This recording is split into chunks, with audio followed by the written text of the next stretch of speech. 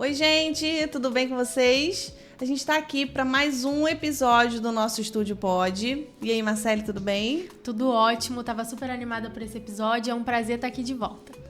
Hoje a gente vai receber a advogada Adriana Vilela e a gente vai falar sobre alguns tópicos muito importantes. Adriana, prazer ter você aqui com a gente.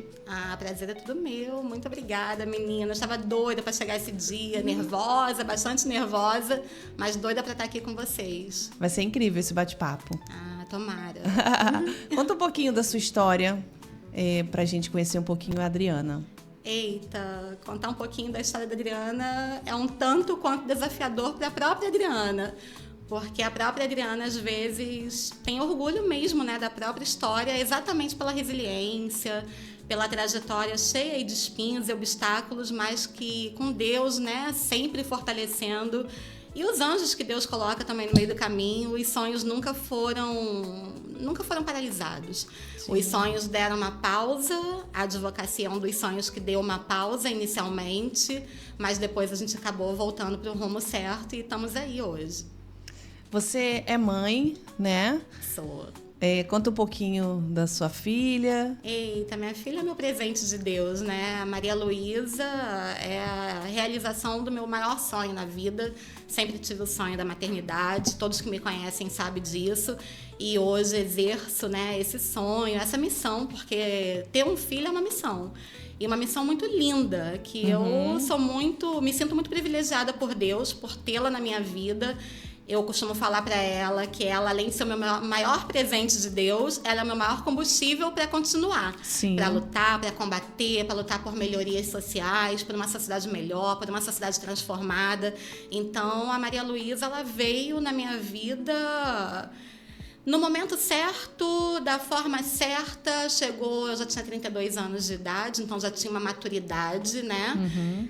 Eu tive o sonho da família constituída, pai, mãe, filho, e a minha vida deu outro rumo, não tive como exercer esse sonho, mas quando o pai dela resolveu, né, que queria viver uma vida individual, nos deixou, eu me vi ali sendo uma mãe que precisava ter uma força maior ainda do que a força que eu achava que eu já tivesse. Porque ali eu já era uma família composta. Eu e a minha filha já formávamos uma família. Muitas mães acham que quando o pai vai embora, a família se perde. Eu não tenho uma família.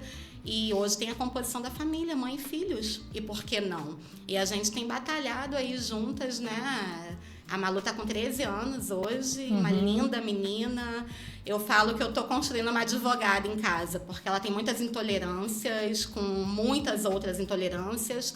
Por exemplo, a Maria Luísa é uma adolescente ainda, né? Chegou na adolescência esse ano, está com 13 anos de idade, mas não suporta nenhum desrespeito com ninguém.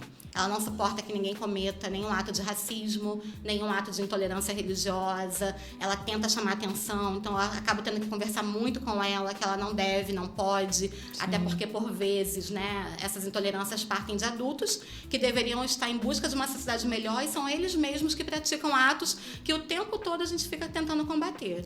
E aí eu tento explicar para ela que a gente não resolve o mundo, que nós temos que resolver o mundo através de nossos exemplos, que nem tudo é falado, nem tudo pode falar, até porque você vai acabar se indispondo com as pessoas, mas é nato nela. Ela é uma iluminada. Eu falo que a Maria Luísa é uma iluminada, não por ser minha filha, todos que a conhecem vê o quanto ela é uma iluminada, porque ela tem esse amor, ela tem o dom do amor, ela tem o amor ao próximo, ela tem o amor à família, ela tem o respeito, ela tem a consideração, ela tem o amor às amigas.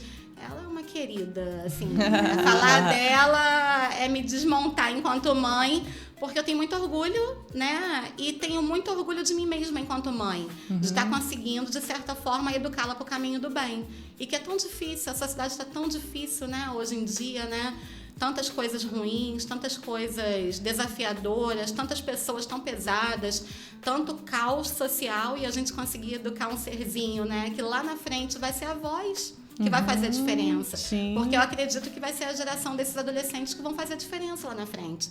E entender que ela já tem esse respeito social, que ela já tem esse respeito às pessoas, tem esse dom do amor. É muito gratificante enquanto mãe. Me sinto muito orgulhosa enquanto mãe e me sinto muito orgulhosa dela enquanto filha, de ser uma filha que está aceitando as orientações da mãe, a educação, né, que a gente vem dando para ela. Isso é importante, né? E a maternidade solo, que eu acabo sendo uma mãe solo também, não é fácil, também bem desafiadora.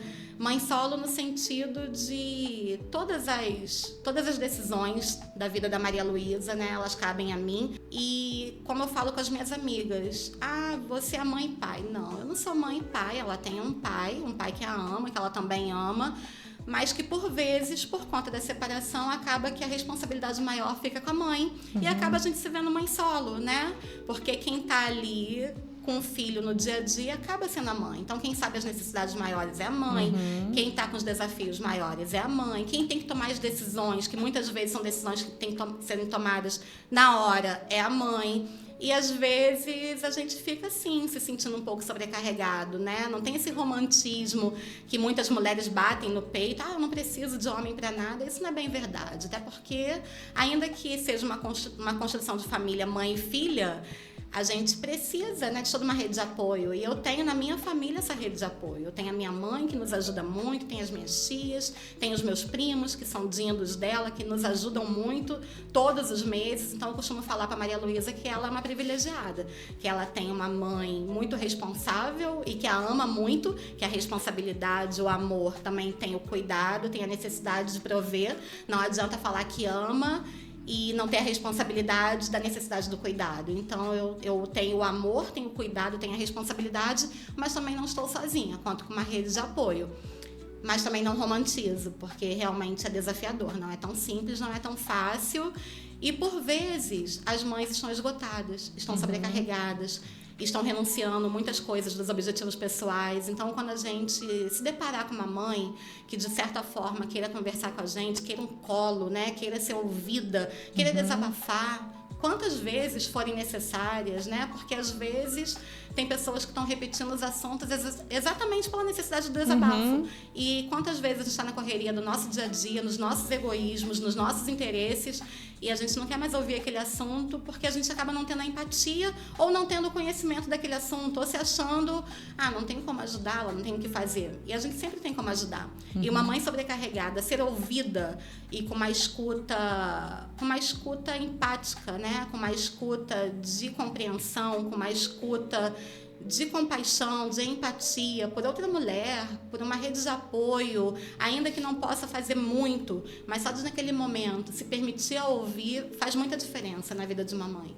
E que nós sejamos essas mulheres, né? Que tenhamos empatia não só para as mães solos, para as mães sobrecarregadas, mas para todo mundo que de alguma forma esteja passando por algum conflito pessoal ou social naquele momento. Que a gente seja essas mulheres, né? Daquilo que a gente já viveu um dia, que a gente possa transformar na nossa vida e gerar realmente frutos bons com aquilo que a gente, né, que a nossa história nos permitiu viver um dia. Sim, falar dos filhos deixa a gente como? Emocionada, né? Eu conheço a Adriana, a gente estava até falando isso antes, né? No aniversário da Malu, que eu fui contratada de 6 anos. Sim.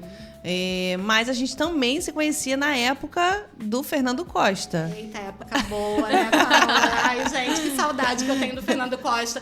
A minha filha fala, mãe, todo mundo chama Fernando Costa. Na nossa época, muita gente seropédica acabou estudando no Fernando Costa, que era uma escola de referência, né? Uma das maiores escolas que nós tínhamos no município. E todas as vezes que eu passo por lá e vejo aquela escola fechada, chega a dar uma dor no coração. É verdade. Fui muito feliz naquela escola. Na verdade, cheguei lá no jardim e saí de lá no ensino médio, direto para a faculdade. Passei minha vida inteira lá. Eu lembro de você de lá, mas você é bem mais nova do que eu, bem novinha. Foi uma experiência muito, muito gratificante para mim também estudar no Fernando Costa. Mas me conta, a advocacia era desde o ensino médio que você já tinha esse dom e essa vontade? Era desde antes do ensino médio. Eu sempre fui combativa, né? Sempre fui aquela criança inconformada, malcriada. Todos falavam de malcriada, personalidade muito forte. Aquela que refutava, aquela que respondia, aquela que não se conformava com a vida como ela é, aquela que buscava os direitos, aquela que não aceitava não ser ouvida, que é muitas vezes tido como personalidade forte, e já era o dom ali, né, da representatividade, falando alto, naquele momento eu não conhecia ainda esse dom, mas já tinha sim o sonho.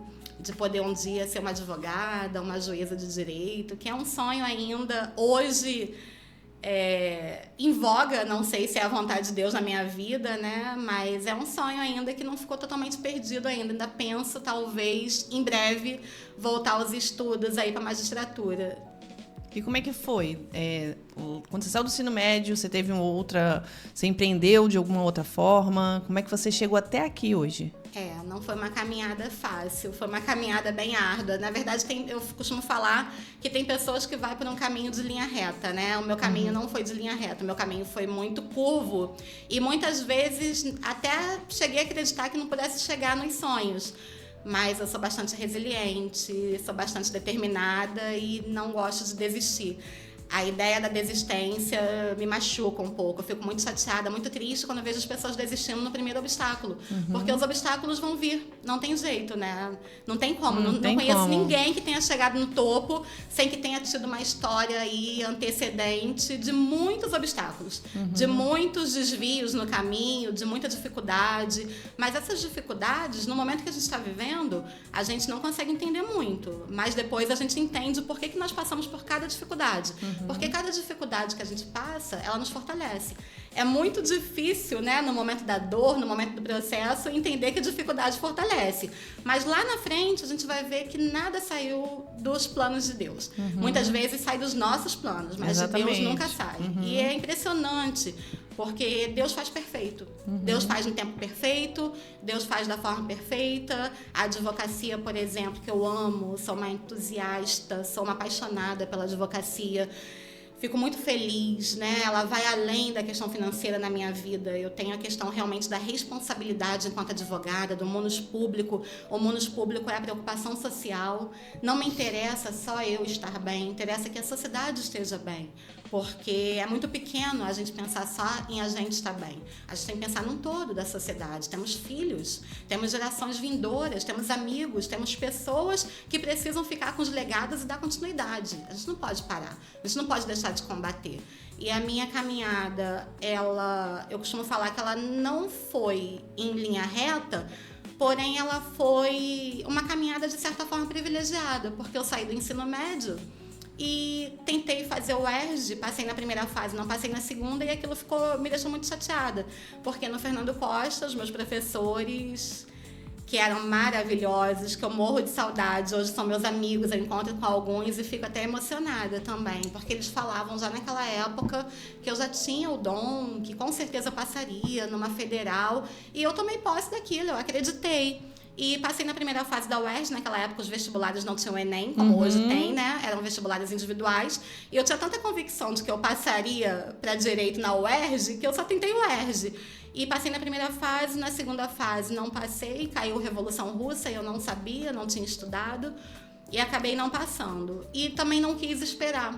Não quis, não sei se certo ou errado, né? Ansiedade, querer fazer tudo para ontem. E eu acabei não querendo fazer preparatório e já quis ingressar logo na faculdade. E acabei ingressando numa outra área que não tinha nada a ver com a advocacia, mas foi uma área que também, de certa forma, me trazia uma vontade de conhecer, me trazia ali uma curiosidade. E naquele momento que eu prestei o vestibular, que foi lá em 1997, tem tempo, estava começando no Brasil ser instalados os cursos de turismo, e eu, naquela época, já gostava de idiomas, já gostava de outras culturas, e acabei enveredando para o turismo.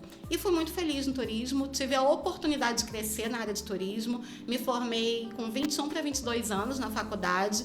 Com 22 anos, tive a oportunidade de dar aula na faculdade que eu estudava, tive a oportunidade de fazer uma pós-graduação na Rural, em gestão e hotelaria, e a Rural, na época, estava começando a estudar os projetos para trazer o curso de hotelaria que hoje temos para o setor. Então, foi uma trajetória bem bonita também. Tive a oportunidade de ser coordenadora do curso que eu estudei. Então, tive uma trajetória, tive uma história no turismo, né? De aluna, monitora, de monitora a professora, de professora a coordenadora. E fiquei ali durante 8 anos da minha vida profissional, tendo a oportunidade de conhecer muitas coisas bacanas. Chegou uma hora que só a academia, só a docência foi pouco, eu achava que estava muito teórico, eu precisava de coisas mais operacionais, eu queria conhecer outras áreas do turismo, e foi quando eu tive a oportunidade de trabalhar na Rio Tour.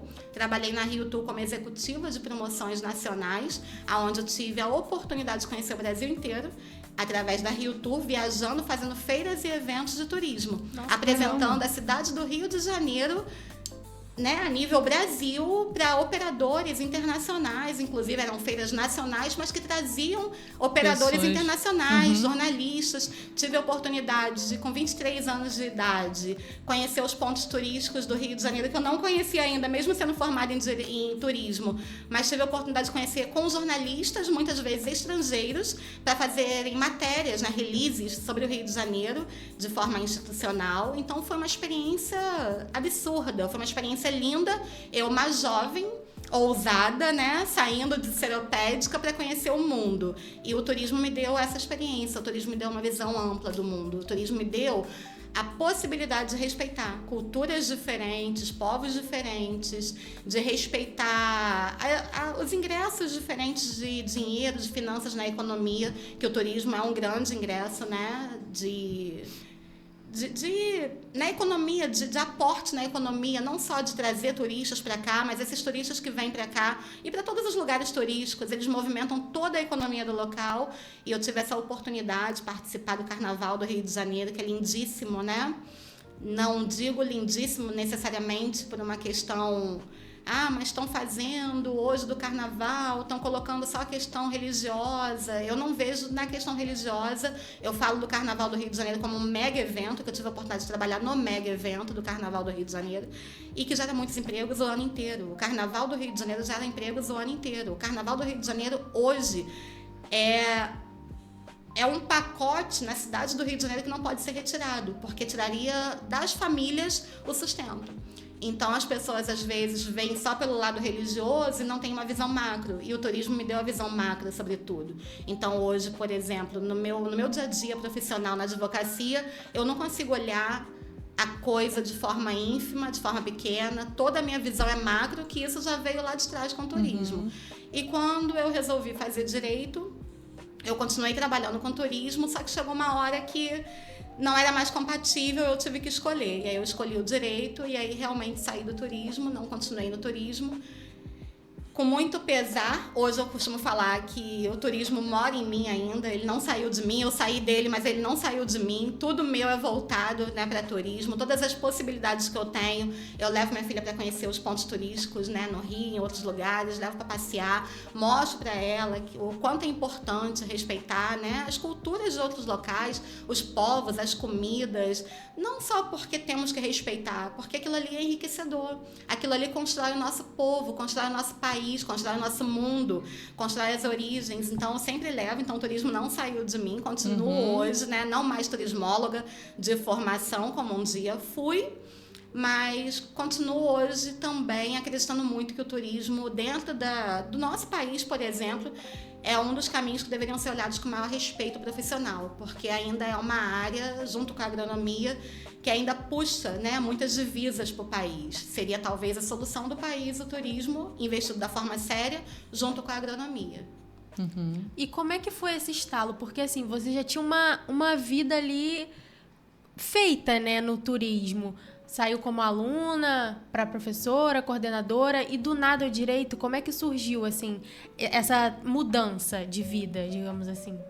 Na verdade, nunca nada é do nada, né? Na verdade, como a Paula perguntou nas perguntas aí antecedentes, se no ensino médio já tinha dentro de mim essa questão da advogada. O direito sempre foi o sonho. O direito sempre foi o sonho principal. Mas é como eu falei, muitas vezes o sonho principal ele não é tido de uma forma de linha reta. Muitas vezes o sonho principal é lá na frente, né? A gente gostaria, quando a gente é jovem, então a gente gostaria que fosse tudo rápido, né? Terminei o ensino médio, logo passei para a faculdade de Direito, porque na época que eu terminei terminei o ensino médio, hoje não mais, e que bom por isso. Eu me sinto muito feliz por isso, porque na época que eu terminei o ensino médio, no ano de 97, as faculdades de Direito eram menos faculdades do que hoje e eram faculdades muito caras, que a maioria dos que conseguiam pagar uma faculdade particular eram pessoas que tinham um poder aquisitivo melhor e que não era o meu caso. Então, eu não pude, de imediato, pagar uma faculdade particular e também não queria. E como eu não passei na UERJ, foi a primeira tentativa e única naquele ano, eu optei em aproveitar a oportunidade de fazer o turismo. Nesse momento, eu estava trabalhando em Itaguaí, na prefeitura de Itaguaí, e a prefeitura de Itaguaí tinha um convênio de 50% com uma faculdade em Santa Cruz, que foi a faculdade que eu fiz turismo, e ali eu cresci no turismo. Só que, num dado momento, como você bem perguntou, Marcele, como que foi esse estalo? Num dado momento, o turismo, ele me deu tudo que eu queria dele. Sim. E aí, num dado momento, eu tive a necessidade de voltar para o sonho inicial. Aquilo me falou mais alto, sabe? Aquela história assim, nossa, mas e o direito? Uhum. Você não vai fazer nunca? E nesse momento eu estava com 28 anos de idade. E aí foi quando me deu esse estalo, porque também lá na Rio Tour tinha o jurídico da Rio Tour. E eu, que já era uma apaixonada pelo direito, pela advocacia, eu olhava aquela equipe, né, dos advogados da Rio Tour. Eu estava no setor de marketing na Rio Tour, que eu também gostava muito, que era, na verdade, o setor de marketing, o filé mignon da empresa, só que no fundo, eu estava no marketing de olho no jurídico. E aqueles advogados, lá naquele momento que nós conversávamos bastante, porque eles também participavam das feiras conosco, aqueles advogados, de certa forma, foram uma lembrança dos meus sonhos, né? E tinha uma advogada lá, a doutora Monique, que ela já fazia emerge na época, que eu tenho vontade de fazer, que é o curso para magistratura. E ela falava, assim, com muito amor, sabe? Com um coração, assim, muito cheio de vontade de ajudar o próximo, de operar nas leis. E aquilo me fez descobrir que eu também tinha esse amor, que eu também tinha esse sonho e que em dado momento, por não ter conseguido de imediato passar na universidade, eu tinha ali suspendido aquele sonho. E a vida foi passando, foi me levando para outros caminhos que também foram bons. Tenho muito a agradecer pelos caminhos que a vida me levou, mas que não faziam parte do meu projeto inicial de vida, da minha construção de sonho inicial. E aí chegou uma hora que aquelas viagens já não me faziam mais sentido, não que não sejam boas, não que não fossem boas, eram ótimas. Tem gente que fala, eu não largaria nunca aquela vida. Só que é muito bonito de ver, né? É muito glamuroso você ver um evento nacional, um evento internacional de turismo, de operadores de turismo, de cenografia, de pontos turísticos, de brindes. Só que chega um momento que aquilo ali já não fazia, para mim, não fazia mais sentido. Porque eu trabalhava muito, porque nós, enquanto funcionários da Rio Tour, nós tínhamos que 2 dias, às vezes, antes do evento, para montar toda a estrutura do evento. E aí é aquela coisa, né? Carrega a caixa daqui, carrega a caixa dali, material para lá, material para cá. No dia do evento você está linda, maravilhosa, mas só você sabe o quanto você está cansada. Esgotada. E né? Os valores que eram pagos na Rio Tour eram valores que eu achava que aquele valor não fosse dar para construir uma família, por exemplo, que aquele valor, eu tinha as viagens, né, como benefício, eu tinha a oportunidade de trabalhar numa empresa bacana, com que eu gostava, na minha profissão, mas aqueles valores eu queria mais, e ali eu não tinha mais para onde crescer. Ali era uma questão política, ali foi um trabalho, né, político, e o trabalho político, a gente sabe que muda a política, pode mudar. E eu comecei a querer estabilidade. Eu venho de uma família, né, de funcionário da Rural, funcionário da Embrapa, funcionário do Estado, uma família de educadores, e que tinham a estabilidade do concurso público. E aí eu comecei a me lembrar que eu também tinha sonhado um dia com essa estabilidade. E aí voltei a estudar. Não foi no instalar, não foi rápido, não foi da noite para o dia. Voltei a estudar, na época, na Academia do Concurso. Não sei se existe hoje, acho que nem existe mais hoje. A Academia do Concurso, que era um preparatório que muita gente estudou lá. E voltei a estudar para concursos públicos, já formada em turismo. E quando eu voltei a estudar aqui nos concursos públicos, né, a maioria, 50% ou mais das matérias são todas voltadas para o direito, dos concursos que eu buscava naquele momento, eu entendi que eu estava no lugar errado e que eu precisava fazer um ajuste na minha vida. Aí foi quando eu prestei o vestibular novamente, que eu não consegui entrar como reingresso. Prestei o vestibular novamente, não passei de novo na federal, mas aí eu optei em fazer a particular. E aí, quando eu comecei a estudar, eu tive que continuar trabalhando, porque eu tinha que pagar a faculdade, então não tinha como sair de imediato. Mas na primeira oportunidade que eu tive de sair, né, ir para um estágio e poder continuar pagando a faculdade, eu fui. E nesse ínterim, eu estudei na Moacir Bastos, e o professor Moacir Bastos, né, que me conhecia, que me conheceu no núcleo, me conheceu lá junto com o pessoal que como eu tinha dado aula na Faculdade Machado de Assis, e também eles tinham feito uma união das faculdades da Zona Oeste, e aí a gente de vez em quando estava junto, algumas pessoas me conheciam como professora, não como aluna, e eu cheguei até ele, comecei a contar as minhas dificuldades, e ele me deu uma bolsa, no primeiro momento uma bolsa de 50%, e aí aquilo já me facilitou muito, inclusive a poder sair do turismo. E aí eu saí do turismo e fui para o estágio. E no segundo momento, mesmo com o estágio, estava tendo dificuldade de pagar e consegui uma bolsa integral na Moacir Bastos. Então eu terminei no quarto período, você vê que as mãos de Deus o tempo inteiro. No quarto período de Direito, eu consegui uma bolsa integral e ele me deu uma bolsa integral do início ao fim. Ele falou, olha, Adriana, a partir de hoje você não tem mais essa luta de conseguir pagar ou não pagar as mensalidades, porque a partir de hoje você vai ser minha padrinhada e você vai até o final aqui na nossa faculdade, na nossa instituição. E eu consegui essa bolsa até o final da faculdade. E aí eu olho para trás, assim, e a minha vida foi toda assim. Eu fiz inglês com bolsa, na época do Fernando Costa ainda, o professor Emetério, saudoso professor Emetério, né? A minha tia trabalhava lá no Fernando Costa, e ele me vendo com muita vontade de estudar naquela época, ele pediu para eu dar aula. Eu, nova, 15 anos, pediu para eu dar aula para os agregados dele, pro Antônio e pro João. Não sei se você lembra dele. O seu pai, Marcelo, deve lembrar, essa parte estudou comigo, sua tia também, devem lembrar deles. E eles eram 2 meninos piauenses, né, que ajudavam o professor Emetério lá no sítio deles e tinham muita dificuldade de aprendizagem. E eu comecei a dar aula para eles, que foi um grande desafio, porque eu também mal sabia nada, ainda mais dar aula para duas pessoas que estavam com dificuldade de aprender em troca da bolsa no curso de inglês no CCAA, que tinha começado lá no Fernando Costa. Caramba, que então, legal. A minha história sempre foi pautada com mãos de Deus, com anjos sendo colocados por Deus, para que eu conseguisse chegar aonde Deus já tinha preparado para mim. Eu nem sabia onde era, tinha vontade, mas não sabia como ia chegar. Então, é mão de Deus. É Deus em toda a minha vida, do início ao fim. E aí eu fiz Direito, terminei a faculdade com a bolsa. Assim que eu terminei a faculdade, tive a oportunidade de fazer uma pós. Já tinha feito uma pós antes, né, em turismo. Depois fiz outra pós em Direito Civil, porque eu gosto muito de Direito Civil. Gosto da parte da responsabilidade civil, da responsabilidade das empresas, do erro médico, sendo que quando eu consegui pegar minha carteira da ordem, que foi outro desafio, a vida acabou me levando para a área criminal. Dizem, né, que o direito penal, que o criminal que nos escolhe, que não somos nós quem escolhemos ele. E na minha vida tem sido assim, eu tento correr, tento fugir, quando eu vejo estou lá de novo. Tento fugir, quando eu vejo estou lá de novo. Aí hoje eu não tento mais fugir, hoje eu deixo a vida me levar. E seja o que Deus quiser, né? Eu tenho dificuldade de limitar uma área, porque eu gosto de muitas coisas e entendo que o advogado, ele consegue ajudar muita gente. Então, hoje eu trabalho com uma equipe de parceiros, temos, né, uma média de 5 advogados trabalhando juntos. Então, aquilo que eu sou deficitária, aquilo que eu tenho determinadas deficiências, eu chamo os parceiros, a mesma coisa eles fazem comigo, e é uma troca bacana. Eu acho que quando se vai junto, se chega mais longe, se aprende mais, né? O caminho só na advocacia é um caminho muito árduo, eu não prefiro, eu gosto das parcerias, e tem sido muito legal, tem sido muito bom. Uau! Uau! Que história! Uau! Até eu, às vezes, fico assim, nossa... Que a gente muito conta, legal, né? Conta em palavras e é rápido contar em palavras, mas isso aí é todo um processo, né? Que às vezes dura anos. Ainda tem a parte da empresa, né? Que junto com o meu ex-marido, nós montamos uma empresa, montamos um comércio, montamos um material de construção esse aqui em Seropédica, que já chegamos a ter 22, 25 funcionários. Não todos registrados, né?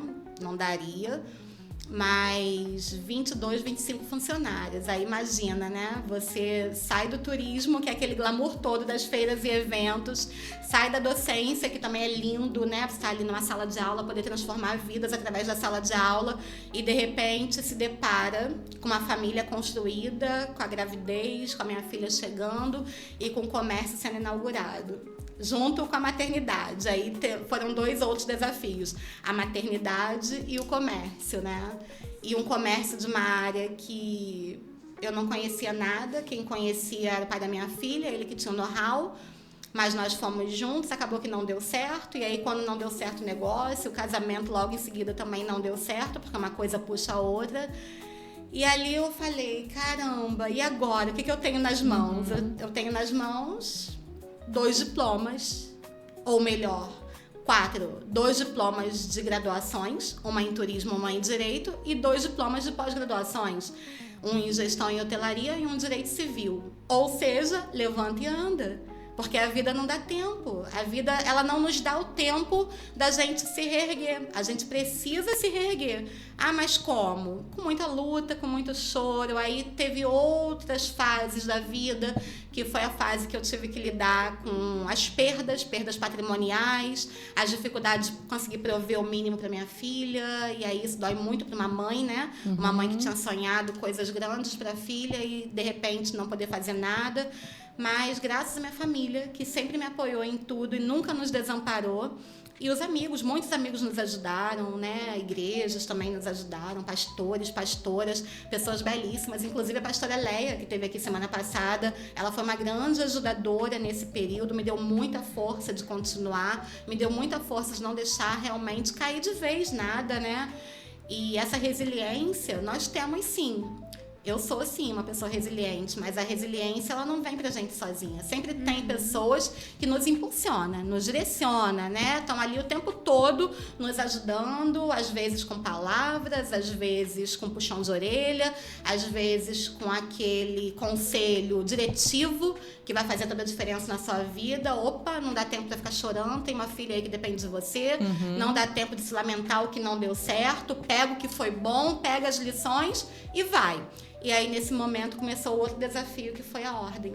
Foi o exame da ordem. Que o exame da ordem, para mim, foi bastante desafiador, porque eu era uma aluna mediana, uma aluna estudiosa, dedicada, e que imaginava que eu fosse tirar de letra o exame da OAB, e não foi bem assim. Eu tive que fazer várias provas. Em vários momentos, eu consegui vencer a primeira fase e ficava na segunda fase, mesmo achando que eu conhecia a matéria. E aquilo ali foi um entrave, ao ponto de eu ouvir de várias pessoas: você não está vendo que a advocacia não é para você? E ao mesmo tempo que eu ouvia as pessoas me desanimando, me desestimulando que a advocacia não era para mim, eu ouvia a voz de Deus: continua que eu estou contigo, continua que eu tenho um propósito sobre isso, continua que eu preciso da sua voz, continua que tudo que eu fiz com você até aqui não foi em vão e não vai ser, os seus sonhos vão ser realizados. E aí muitas vezes eu caía, e caía mesmo, ao ponto de ficar o ano inteiro sem fazer o exame da ordem. Não vou fazer mais, não quero, realmente não é para mim, porque se a gente não estiver muito firme nos nossos sonhos, a gente deixa que outras vozes falem por nós. E graças a Deus, Deus sempre me levantou, sempre usou pessoas para me levantar, sempre usou pessoas para me fazer voltar a acreditar que era para mim sim. E quando eu consegui vencer a OAB, que foi uma vitória muito grande, que eu mesma estava começando a desacreditar de mim mesma, quando eu consegui vencer a OAB, eu soube da aprovação na ordem, meu nome saiu lá no Diário Oficial, que foi uma grande comemoração. Até muitos amigos aqui de Seropédica me parabenizaram, falaram que estava acompanhando de longe a minha luta, e aquilo ali também foi muito satisfatório, muito gratificante, porque a gente fica no nosso processo de luta e a gente não sabe quem está acompanhando, muito menos o que você está produzindo, né? Porque a gente fica muito no nosso eu. É o meu processo, é o meu momento, eu que tenho que estudar, é o meu sonho, são as minhas dificuldades. E quando você percebe que vem o resultado, vem a vitória, e você vê tantas pessoas que estavam ali na torcida, uma torcida silenciosa. Eu sempre acreditei em você, sempre soube que era possível, eu sempre torci, eu sabia que essa hora ia chegar, agora você vai ser minha advogada, não contrato outra, eu conheço a sua história. E aí você olha assim e você fala: nossa, realmente é as mãos de Deus, né? Sempre foi Deus. E aí você olha e você fala: muito obrigada, Senhor. E aí eu estava desempregada nesse momento de preparação da ordem, não consegui emprego em lugar nenhum, conhecendo um monte de gente com currículo razoavelmente bom, né? Razoavelmente preparada e sem conseguir emprego. E quando eu soube da aprovação, uma amiga, que é minha parceira, uma grande amiga hoje, que é uma das minhas grandes parceiras, uma das minhas grandes amigas pessoais, ela falou assim: amiga, agora que você venceu a OAB, eu vou montar o nosso escritório e você vai vir trabalhar comigo, nós vamos ser sócias. E eu vou montar essa semana. Aí eu vou montar essa semana. Então eu saí da condição de desempregada para sócia. Você vê que quando Deus está no Isso negócio... que eu ia falar. Quando Deus está no negócio e quando chega o tempo da bênção, porque tem o tempo, e é o tempo de Deus, não adianta a gente murmurar, reclamar, não adianta torcer o nariz, não adianta chorar, não adianta tentar contender com Deus, porque é o tempo dele na nossa vida. E aí eu falei, mas amiga, eu não tenho condições de ser sócia, eu não tenho como arcar financeiramente, né, com essa empreitada, eu tô esse tempo todo aí, dependendo de favores, dependendo de ajuda. Ela, não, amiga, você só vai vir trabalhar e nós vamos dividir tudo meio a meio. Nossa, e assim eu comecei. que benção. E assim eu comecei no direito previdenciário junto com ela, que até hoje nós fazemos o previdenciário, que inclusive é o carro-chefe dela. E nesse ínterim, trabalhando com ela, outras portas foram surgindo também. Surgiu a porta aqui do escritório, ao lado aqui do fórum, na Galeria Espaço, que é uma localização privilegiada e que foi também um negócio de pai para filho, um negócio dado por Deus, porque eu fui conversar com meu parceiro daqui sobre uma execução que estava sobre mim, sobre um processo trabalhista do meu ex-funcionário, e quando eu fui conversar, e ele era advogado desse meu ex-funcionário, e conversando com ele, e acabei falando que eu também era formada em Direito, tinha acabado de pegar a carteira da OAB, não tinha muita experiência, mas estava já, né, trabalhando com uma parceira lá na Zona Norte, e aí ele falou, vem trabalhar comigo também. E aí eu dei um sorrisinho desses, como a Marcele deu aqui agora, tipo, ai, pelo amor, né? Eu tô vindo aqui tratar de uma execução, né, trabalhista, você é advogado do meu ex-funcionário. Não, tô falando sério, tô precisando de alguém, tô precisando de uma parceira, tô abrindo um escritório também em Jacarepaguá, não vou conseguir ficar aqui o tempo todo, vem trabalhar comigo e a gente divide meio a meio. Nossa, Aí mas eu não tenho condições de ajudar, né? Não tem condição de pagar uma sala comercial, ainda mais nessa localização, a localização que é uma localização de respeito, ao lado do fórum, na beira da estrada principal do município, né? E pra gente que é advogado, trabalhar do lado do fórum é uma bênção, porque tá tudo ali, tudo que você tem que resolver tá ali, uma galeria que tem uma estrutura, uma sala boa, uma galeria que tem restaurante. E aí eu falei, não, obrigada, aquele obrigada, tipo assim, meu Deus, será que é verdade? E ele, não, eu faço questão, ainda que você não possa vir todos os dias, que você já tem a parceria com a outra amiga, vem pelo menos 2 vezes por semana. E assim nós estamos aí até hoje, nessa parceria, mais outros parceiros que é nesses mesmos moldes. Eu tenho uma parceira que o filho dela é uma pessoa que trabalha com sites, e ele fez um site pra gente, ele faz um tráfego pago pra gente, eu tenho uma certa dificuldade com captação, tenho muita dificuldade até com captação, tenho dificuldade de fechar negócio, fechar cliente, amarrar cliente, e o filho dela trabalha com tráfego pago pra gente. E ela faz essa parte de fechamento de cliente, eu fico mais na questão dos peticionamentos, dos acompanhamentos dos processos.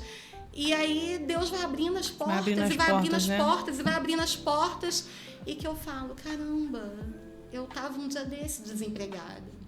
E eu peguei a carteira da OAB e de repente o leque se abriu. E de repente aquele tempo de deserto, ele se foi e veio um novo tempo sobre a minha vida, veio um tempo de restituição de Deus. E a restituição de Deus, ela nunca é no suficiente. Ela sempre vem com um transbordo, ela sempre alcança outras pessoas. A minha filha fala assim pra mim, nossa mãe, a nossa vida tem muito que melhorar, mas a nossa vida já melhorou tanto, né mãe? A gente outro dia dependia de ajuda e hoje a gente pode ajudar. Mãe, hoje eu posso te pedir um tênis e você, na mesma hora você vai lá e consegue comprar pra mim. E aí eu olho e falo, realmente, né? Porque a gente nunca deve se esquecer da nossa trajetória. Eu costumo falar que a minha trajetória, ela me traz orgulho. E esse orgulho me traz força. E força para continuar. Força para não desistir. Porque as nossas caminhadas, muitas vezes, nunca é só pela gente mesmo. A gente acha que são só os nossos sonhos, os nossos interesses. Mas Deus, quando nos dá um sonho, quando nos permite realizar um sonho, esse sonho acaba abarcando muitas outras pessoas. Então é essa história, assim, eu cheguei na advocacia e hoje, doutora Adriana Vilela, né, para a glória de Deus, e muito honrada, né, muito significativo para mim. Ai, nossa, grandes coisas, doutora. Talvez, né, essa terminologia, talvez esse título, talvez seja grandes coisas, mas cada um sabe da sua história, cada um sabe da sua luta, cada um sabe do quanto foi difícil chegar até ali. Então, se para muitos é grande coisa, para mim é muito grande coisa. É muito pra mesmo. Mim é um orgulho muito grande. Quando eu chego nos fóruns, que como, né, a gente estava falando mais cedo, eu acabo não trabalhando só em Seropédica, até pelos parceiros que eu tenho de outros locais. Então tem dia que eu tô na Leopoldina, tem dia que eu tô no Fórum da Barra, já fui fazer audiência em Teresópolis, que quando eu cheguei no Fórum de Teresópolis, eu lembrei de uma promessa que lá atrás Deus tinha me feito, quando eu nem tinha terminado a faculdade de Direito ainda, que ia me levar aos 4 cantos do mundo. Hoje eu tenho processos em Minas, hoje tem processo em São Paulo, hoje tem processo em Alagoas. E aí eu fico olhando, eu falo, caramba, a coisa já saiu de Seropédica, a coisa já tomou o Rio e já tomou outros estados. E eu fico muito orgulhosa. Então a gente vai começar falando sobre alguns tópicos, já que você sabe muito. Vamos começar falando sobre os direitos do consumidor? Vamos. Então, quando uma compra dá errado, se online ou física, o que o cliente deve fazer? Eita, e como tem dado compras erradas, né? Como a gente tem tido aí casos de compras erradas. Então, muitas vezes o cliente, ele acaba passando desapercebido do que ele está comprando. Muitas vezes ele não se certifica se a empresa é idônea, se a empresa tem CNPJ, se aquele valor que está sendo oferecido é um valor realmente de mercado e acaba dando errado. Quando dá errado por culpa do cliente, fica difícil para o advogado, né, tentar agir. Mas quando dá errado por erro, por falha da empresa, a gente tem que correr mesmo para os nossos direitos, buscar mesmo, porque as falhas, né, nas empresas, sejam os danos morais, os tão conhecidos danos morais no direito do consumidor, né, que todo mundo quer os direitos, os danos morais, todo mundo quer os direitos aos danos morais, e que antigamente eram realmente muito fáceis de ganhar e hoje não são tão fáceis. E os valores também não são aqueles valores, né, fixados como anteriormente. Antigamente tinham sentenças com valores de danos morais bem bacanas que os advogados ficavam muito, muito felizes. Hoje tem juizados que fixam sentença de R$300. R$300 uma sentença para o advogado que é 30% do valor do êxito, é um valor que tem causas que nem vale a pena o advogado pegar. Então, assim, o que eu aconselho aos clientes de direito do consumidor? Sempre ter muito cuidado. Aonde vai comprar, como vai comprar, ter muito cuidado com valores, né? Porque tem valores que estão muito abaixo do mercado. Então, assim, a possibilidade daquilo ser um golpe é muito grande. E a gente também tem que ter esse senso. Não adianta querer jogar para a empresa uma coisa que é erro nosso. Tem que ver, tem que certificar se aquela empresa realmente tem um CNPJ ativo, tem que consultar o CNPJ para saber se aquele CNPJ realmente diz respeito àquela empresa que está vendendo aquele serviço ou aquele produto.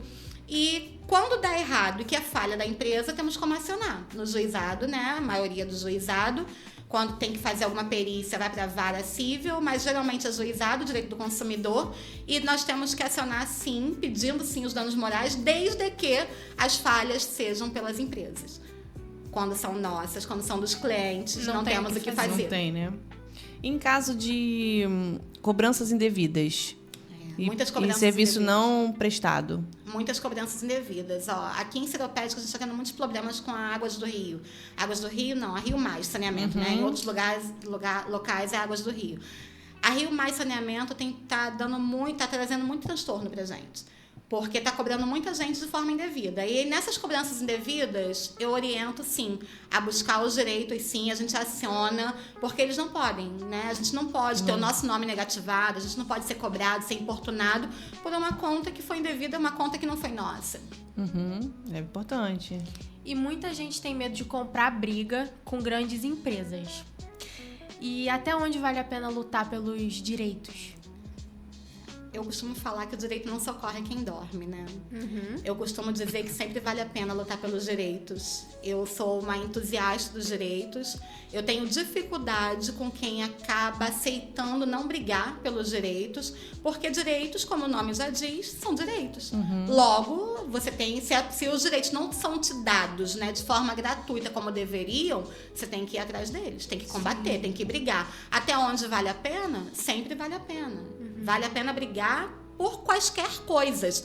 Mas isso é muito pequeno para acionar a justiça. Nada é pequeno quando se fala de direitos. Não tem pequeno ou grande, tem direitos. E direitos precisam ser, sim, lutados, porque direitos foram conquistados. foram conquistadas através de leis. Então, assim, as grandes empresas, elas tentam, né? Isso acontece muito no direito bancário. Os bancos tentam o tempo todo mostrar que nós não temos os direitos, que não vale a pena, que eles têm dinheiro para pagar os advogados, que eles vão enrolar com os contratos, e não é bem assim na prática. Nós temos que lutar sim, temos que brigar sim, não tem que ter medo, muito pelo contrário, quanto maior é a empresa, mais nós temos que cobrar dela.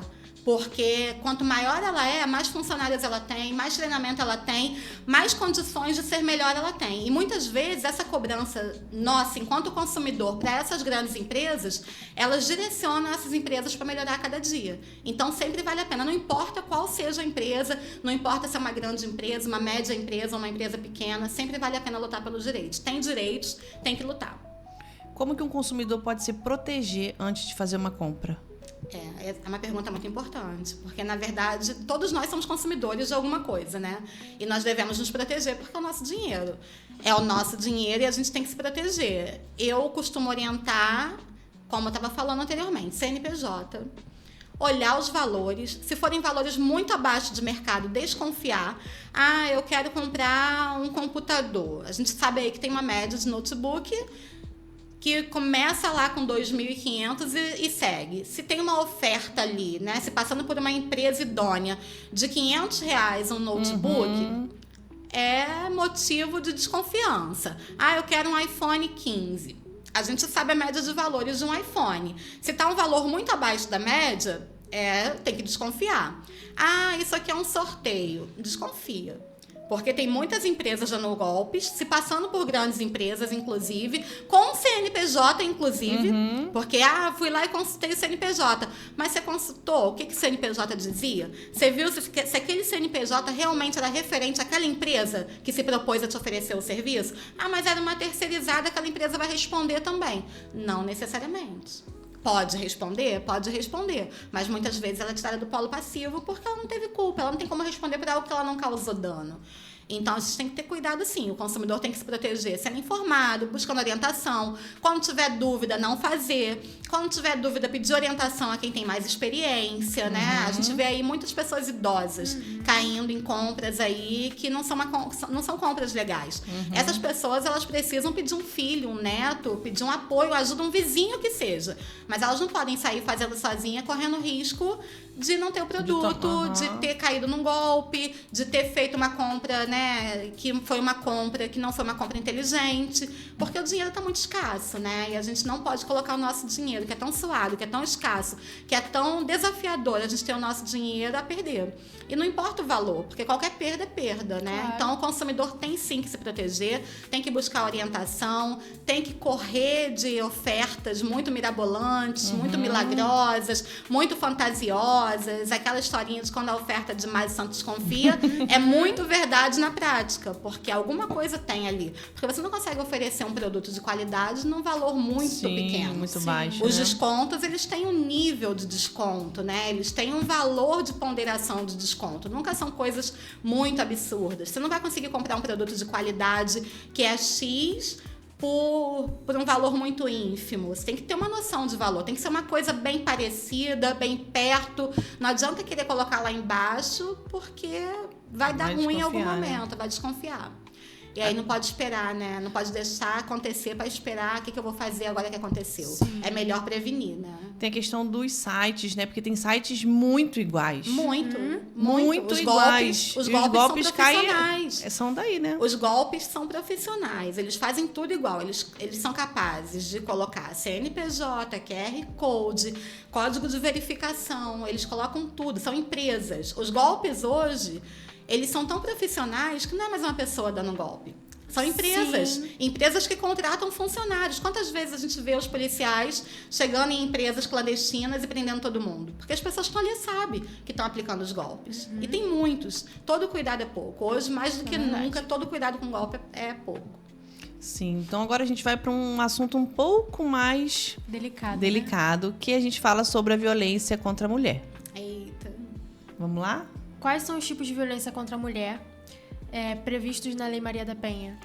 Eita, Lei Maria da Penha, né? Vocês sabem a história da Lei Maria da Penha? quem foi sei Maria um da pouco. Penha? Sabe um pouco? A Marcélia foi do Ministério Público, né? Eu sei um pouco instituição também. super respeitada.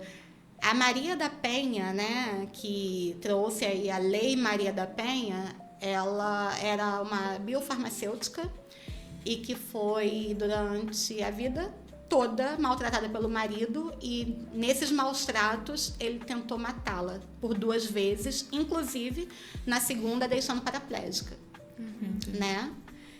E por conta desse caso da Maria da Penha, todas as dificuldades que ela encontrou, né, para proteção do Estado, para oitiva, para escuta ativa, para acolhimento, ela conseguiu gerar uma rede de apoio, uma rede de mulheres, ao ponto de promulgar a Lei Maria da Penha, que foi promulgada em agosto de 2006. Esse ano vamos completar 19 anos da Lei Maria da Penha. E a Lei Maria da Penha, ela é específica para a violência doméstica contra a mulher. Que, na verdade, a violência doméstica contra a mulher não começou agora, nem há 19 anos atrás. Ela sempre ocorreu. Porque nós temos uma sociedade, ainda hoje, extremamente machista. Eu estava lendo um livro, um dia desse, de uma procuradora do Estado de São Paulo, uma promotora, né, hoje procuradora do Estado de São Paulo, a doutora Luísa Najib. Não sei se vocês já ouviram falar. O nome do livro é Paixão no Banco dos Réus. Esse livro, ele pega 14 casos de violência contra a mulher, né? Dentro do livro tem 2 casos que foi a mulher que agrediu o homem, a mulher que matou o homem. Não foram casos de feminicídio, mas foram 12 casos de feminicídio. E o primeiro caso que ela conta, ele começa lá, ele remonta a história lá em 1800 e alguma coisa. Então a gente hoje fala de violência doméstica contra a mulher, violência em casa, nas famílias, como se fosse uma coisa que estivesse acontecendo agora. Não é. Quando, na verdade, sempre aconteceu. A diferença é que hoje nós temos uma lei específica de violência contra a mulher. Lei essa que, através dessa lei, ela vai abrindo ramificações, né, para vários outros direitos. Vocês perguntaram quais são aí os casos de violência doméstica contra a mulher. Nós temos a violência patrimonial, que pouca gente ainda fala, porque foi uma violência embutida na Maria da Penha em 2021, uma lei que foi 2006 promulgada, a Lei Maria da Penha, e só em 2021 que nós conseguimos inserir a questão da violência patrimonial. Só em 2024 conseguimos inserir a violência vicária, que não sei se vocês já ouviram falar. A violência vicária contra a mulher é quando o agressor não consegue mais atingir a mulher, que ela já está anestesiada, já está acostumada, e aí ele acaba tentando atingir o filho, os amigos, os pais, a família, para atingir aquela mulher diretamente. Porque quando tentam atingir os nossos filhos, nos atingem diretamente. A mesma coisa vale para os pais, para os amigos próximos, né, para as pessoas que a gente ama. E hoje tem a violência vicária também, que é essa violência que fere os filhos com o intuito, com o objetivo de atingir a mulher. Olha como que a coisa avança. Ao invés de ser combatida, ao invés de ser melhorada, ela avança. Tem a violência psicológica, que sempre teve, que inclusive a violência psicológica ela é silenciosa. E muitas vezes a gente olha a agressão física, mas a gente não vê que antes da agressão já teve a tortura psicológica. Porque a pessoa que chega no finalmente de uma agressão física e até ao feminicídio, que é o crime, né, onde a pessoa é o homicídio contra a mulher pelo fato de ser mulher. E muitas vezes essa violência começou lá na psicológica. Muitas vezes ela começou lá no início do namoro, com sinais de relacionamento abusivo, sinais de relacionamento possessivo. Esse livro dessa doutora Najib fala sobre a paixão, são crimes passionais. Não é um livro de violência doméstica contra a mulher, é um livro de crimes passionais, que na maioria das vezes as mulheres são as principais vítimas. Por quê? Porque os homens ainda hoje se sentem possuidores das mulheres como se mulheres fossem produtos. Essa semana, não sei se vocês acompanharam o caso da ministra Marina Silva. Uma ministra, uma senadora, hoje ministra do Meio Ambiente, e que numa sessão do Senado foi convidada para falar de um projeto lá, né, que não foi aprovado ainda e vai ser aprovado ainda. E o senador, tanto o presidente quanto um outro senador, falou que respeitava ela sim como mulher, mas não como ministra. O presidente da sessão tirou o microfone dela, não deixou ela continuar. E aí você olha eles estão lá no Senado Federal, no topo. O Senado Federal são os estados representados ali no Legislativo. Lá em Brasília. E se senadores, né, se sentem no direito de cortar um telefone de uma mulher convidada, ministra de Meio Ambiente, porque ela está falando que não tá agradando, e o outro senador tem audácia de falar que respeita sim enquanto mulher, mas não enquanto ministra, ele está falando a mesma coisa. Quando ele fala para ela que ele respeita enquanto mulher, mas não como ministra, ele não está respeitando a mulher do mesmo jeito, porque ele está sendo misógino, ele não está aceitando que ela seja uma ministra, ele não está aceitando o que ela está falando. E aí é o ponto dela se retirar da sessão, não continuar. Foi essa semana, foi falado aí o tempo todo. E aí eu fico observando aqui de fora, né, muito de fora, muito de longe, e falo, caramba, como que a sociedade ainda não entendeu o valor que uma mulher tem na sociedade? Como que a gente luta tanto por direitos iguais? Como que a gente luta tanto por voz? Como que a gente agrega tanto nas famílias, né? E mesmo assim, em alguns momentos, em alguns ambientes, a gente ainda fica sendo desrespeitada, ainda fica sendo subjugada, ainda fica sendo desvalorizada pelo fato de ser mulher, diminuídas, sabe? E aí eu fiquei bastante assustada, porque quando se trata de senadores, a gente parte da premissa verdadeira que senadores estão ali, primeiro representados pelo povo, né? Foram escolhidos, foram eleitos. Só que antes deles serem eleitos, eles foram preparados para as políticas públicas, são pessoas que têm histórico de política na família, têm histórico de projeto social, não chegaram ali à toa. São pessoas conhecidas pela sociedade para brigar em prol dos interesses da sociedade. E aí tem ainda, hoje, né, no Senado Federal brasileiro, a maioria masculina, a maioria de homens, e que tratam numa sessão onde eles mesmos convidaram a ministra, Marina Silva, a ministra do Meio Ambiente, uma representatividade importante, uma mulher política, uma professora, né, universitária, e que mesmo assim não foi respeitada, ao vivo, numa sessão ao vivo do Senado Federal, numa pauta do Senado. E aí eu fico assustada. Né? Eu fico assustada porque esse comportamento deles, de uma certa forma, reflete aqui embaixo. Se eles, que deveriam respeitar, não estão respeitando, se não respeitam uma ministra, como que uma mulher normal vai ser respeitada?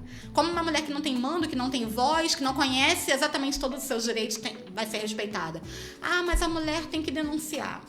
A mulher precisa denunciar os casos de agressão. Muitas mulheres nem conseguem, enquanto não chega na agressão física, muitas mulheres nem conseguem perceber que elas estão sendo abusadas, que elas estão sendo oprimidas, que elas estão sendo retaliadas, que elas estão sendo desvalorizadas. Quantas vezes a gente ouve, ainda hoje, que o lugar de mulher é na cozinha? Às vezes num tom de brincadeira.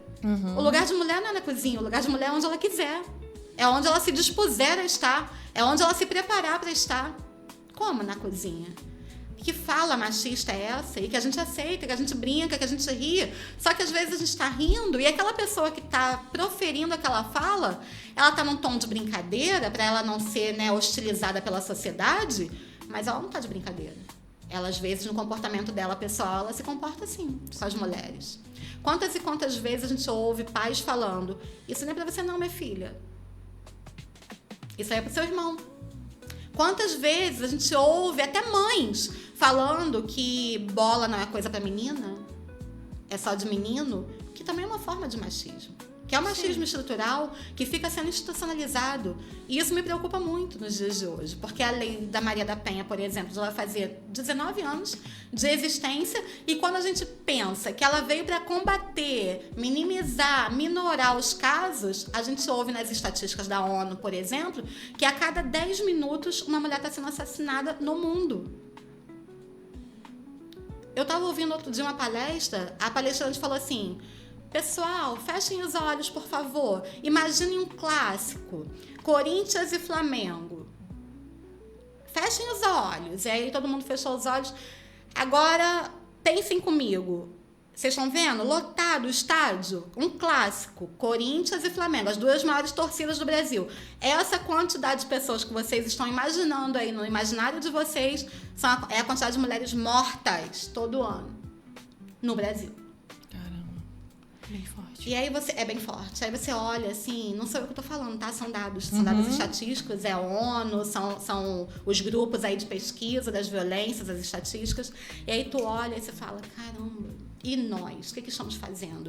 Essa ideia, o casal aqui do lado tá brigando, o vizinho tá brigando com a mulher, tá xingando, mas ela é uma safada, porque ela continua com ele, por que ela não denuncia?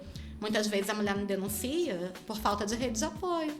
Muitas vezes ela não denuncia porque ela não acredita mais na justiça. Muitas vezes ela não denuncia mais porque ela foi lá e denunciou na delegacia e a equipe de policiais, delegado, além de não terem feito uma medida protetiva, não foram lá ver se realmente ela estava passando por aquilo, e quando ela chegou em casa que ela não tinha outro lugar para ir, ela continuou apanhando. E aí foi pior ainda. Porque aí o marido, o agressor, já sabia que ela tinha ido lá denunciar ele.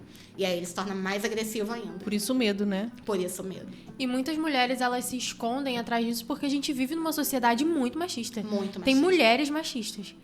Exatamente. E o que a mulher deve fazer quando ela ela quer, mas ela tem medo de denunciar? Pergunta desafiadora, né? Muitas mulheres têm medo de denunciar. E é um medo que a gente fala assim, a gente que tá de fora, a gente fala assim, que covarde. A mulher gosta de apanhar, essa aí gosta de ser mulher de malandro. Quantas vezes a gente ouve na sociedade alguém falando, ih, tu viu fulana? Fulana é mulher de malandro, marido bate todo dia, a mulher tá lá. Mas as mulheres têm medo. Sabe por que as mulheres têm medo de denunciar? E é um medo que não é um medo... medo bobo, que covarde, ela tá sendo covarde com ela mesma. Não, ela tá sendo covarde com ela mesma, não. É um medo, muitas vezes, para preservar a própria vida ou a vida dos filhos. Sim. Sabe por que é um medo? Porque ela sabe que ela vai chegar na delegacia e o marido vai chegar atrás. Porque ele vai stalkear. Ele vai fazer o crime de stalking com ela. Porque ele vai atrás para certificar que ela foi mesmo na delegacia. Quando ele perceber que ela foi mesmo até a delegacia, ele vai fugir.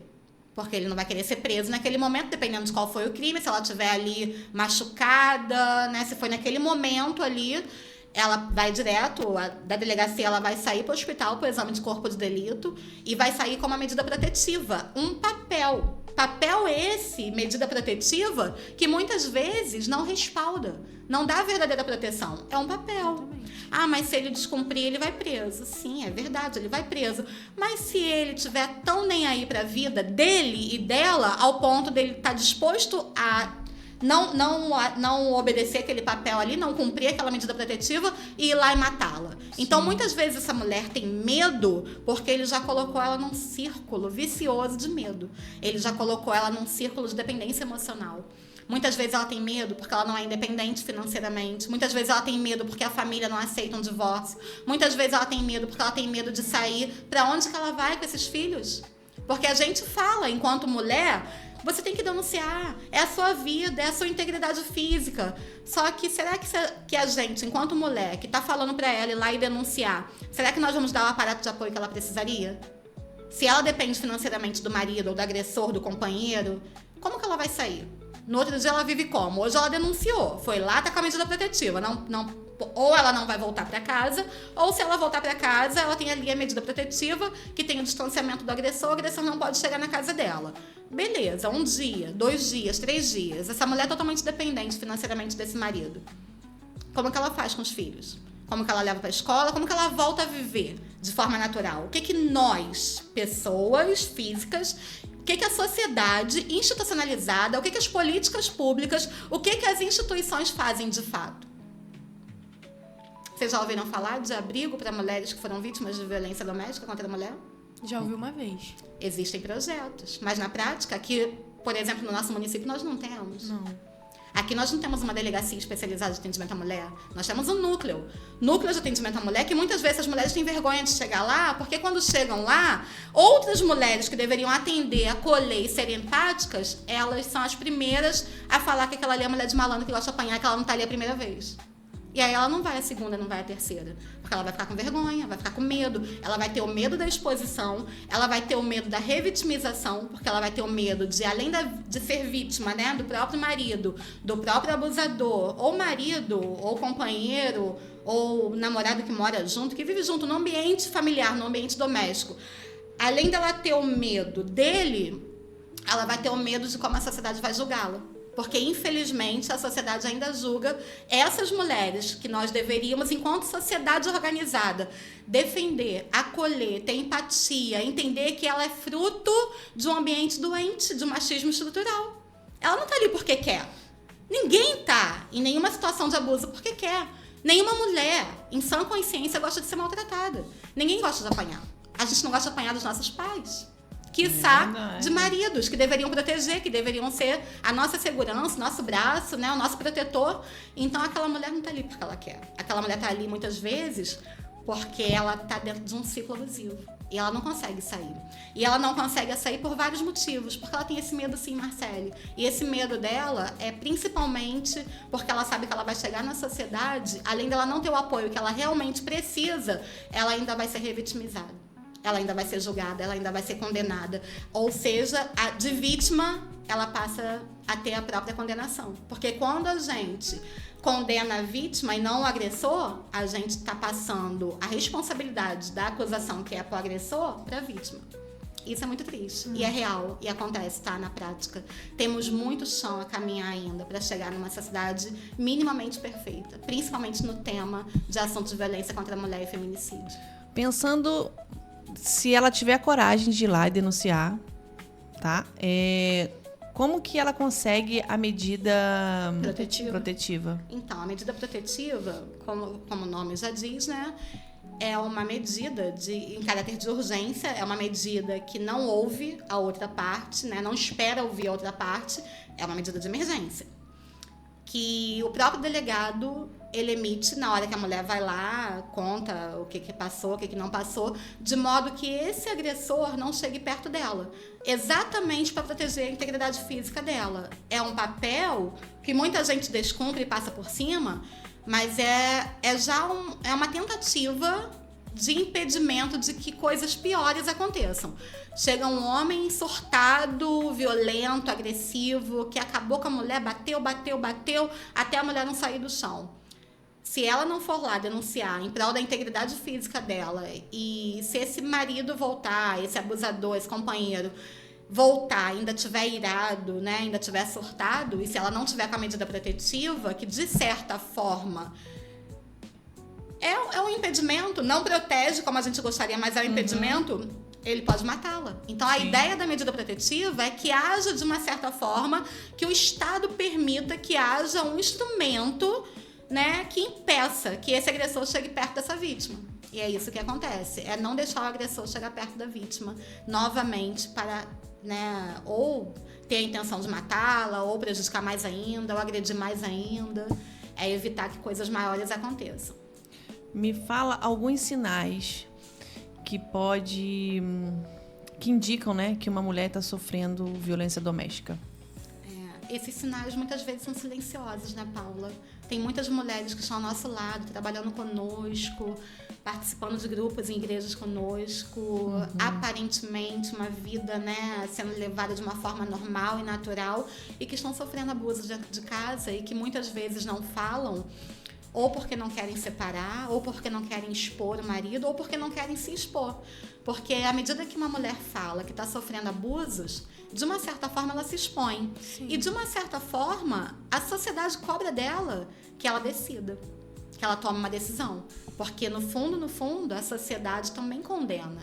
Ao invés da sociedade acolher essa mulher, a sociedade condena essa mulher. Então ela quer uma decisão. Ninguém é pró-divórcio. Todo mundo é contra o divórcio, mas também ninguém é pró-agressão no âmbito familiar. E como que se resolve? Olha que desafio, olha que paradoxo. Porque a mulher que resolve se libertar, a mulher que fala, não aceito mais, cheguei no meu limite, comigo ele não faz mais, passa o que passar, mas eu vou pegar os meus filhos hoje e pra cá eu não vou voltar. Muitas vezes, até as próprias instituições que eu digo, grupos reunidos, não igrejas, escolas, trabalhos, salão de cabelo, onde tem pessoas reunidas. Essas próprias pessoas reunidas, você não deveria se divorciar. Só que essa pessoa que fala que você não deveria se divorciar é a pessoa que fala que mulher maluca, que fica lá sofrendo agressão. Que mulher doida, que o marido é abusivo com ela, que ela não pode cortar o cabelo, que ela não pode usar roupa tal, que o filho dela não pode isso, não pode aquilo, e a mulher aceita isso do marido nos dias atuais. Só que quando a mulher resolve dar o grito de liberdade, ela é tida como a pessoa que desistiu do casamento, a pessoa que não teve a paciência, a mulher que não foi a mulher sábia que deveria ter sido. E será que é só a mulher que tem que ser sábia? O homem não deveria também, no âmbito familiar, ser sábio? Ambos não deveriam ser sábios? Ambos, né, não deveriam se perdoar? Como que chega ao ponto de uma agressão física e como que essa mulher vai ter admiração por esse homem? Como que essa mulher permanece? As que permanecem, de uma certa forma, pagam para ver. A gente tem muitos relatos de mulheres que permaneceram e que hoje conseguem viver bem. Aquele tempo passou, né? Estão em outra fase. Como também temos muitos relatos de mulheres que permaneceram e foram assassinadas. Porque a coisa piorou. E aí? O que é o certo, o que é o errado? Aonde que nós, enquanto sociedade, queremos que essas mulheres estejam? Sabe? Então, qual a forma dessa mulher se proteger ou quais os sinais que ela tem? As mulheres apresentam sinais. Você às vezes vê uma mulher que está acostumada a falar, está acostumada a conversar, gosta de sorrir, gosta de estar nos grupos, fazendo parte dos grupos, né, nas festas, e de repente quando ela vai, ela está quieta no canto. De repente aquele filho dela está muito berrento, está muito choroso, está dando muito trabalho na escola. E aí são alguns sinais. Você perguntou dos sinais. Os sinais, às vezes, são sinais sutis. Mas que se você tiver um olhar um pouquinho mais, né, sensível para aquela família, você vai ver que tem algo que está acontecendo ali que não bate. Tem algo que está fora do âmbito normal. E esses são os sinais. Geralmente começa com a mulher tentando se excluir, tentando se isolar. Porque ela tem tanta vergonha de estar passando por aquilo que ela está passando, ela se sente num beco sem saída, ela não sabe o que fazer, são várias dúvidas que pairam no ar, fora que as culpas, fora os medos, fora o medo da represália social, o medo do julgamento social, então ela prefere se isolar. E aí quando ela se isola, ela perde mais ainda a rede de apoio, e o abusador que está em casa abusa cada vez mais, porque ela se torna cada vez mais alvo fácil. E o que fazer quando a mulher depende financeiramente do agressor? Esse ponto, Marcele, eu acho esse ponto assim crucial do nosso momento. Sabe por que ele é crucial? Porque quando a mulher... A gente luta muito por direitos iguais, né? Só que a gente luta muito por direitos iguais que a gente tem que o tempo todo ficar se firmando nos direitos iguais, porque muitas vezes nós temos deveres iguais, mas não temos direitos iguais. E a gente só tem direitos iguais quando a nossa participação financeira, ela realmente se torna igualitária. Porque essa participação financeira igualitária, ela vai nos dar voz. Só que muitas vezes a gente se depara, por conta do machismo estrutural, a gente se depara na sociedade com pessoas misóginas, com homens misóginos que não aceitam o crescimento da mulher, que não aceitam a mulher ser intelectual, que não aceitam a mulher ganhar igual, que não aceitam a mulher crescer profissionalmente. Aquilo, de certa forma, afronta o homem, aquilo, de certa forma, constrange o homem.